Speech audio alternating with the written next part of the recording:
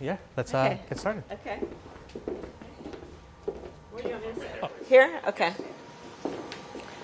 Okay.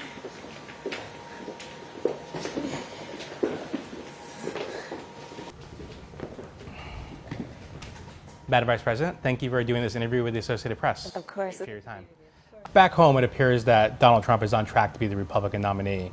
Are you concerned about the durability of his political appeal? And although some Democrats hope he would be easy to beat again, do you think he would be a formidable opponent in a general election?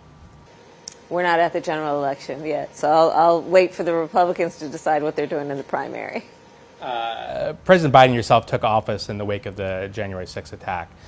Looking forward to the election year, are you worried about the prospect of more political violence going forward? I hope and pray there will be no more political violence. And I am glad to see that the American people and our system of democracy and rule of law are holding people accountable who attempted to upend the democratic process and the election of the President of the United States. And I am also concerned that there are people, so-called leaders, extremists around our country who are engaged in a full-on attack against our democracy. I'm very concerned about that.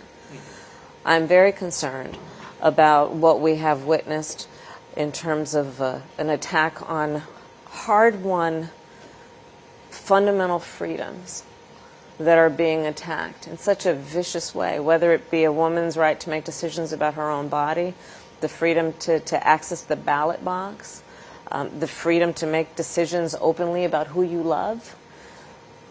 And so when we talk about our democracy, I do believe that there is a duality to its nature.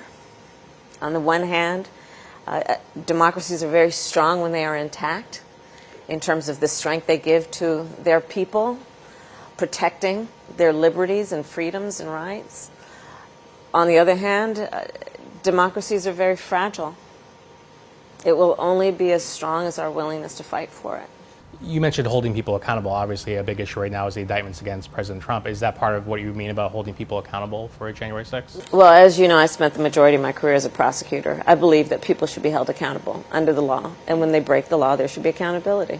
And I support it when it happens. And does that extend to the former president?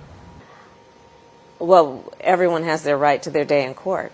But absolutely, people should be held accountable, but under our system of law, right? Let the evidence and facts take it where it may.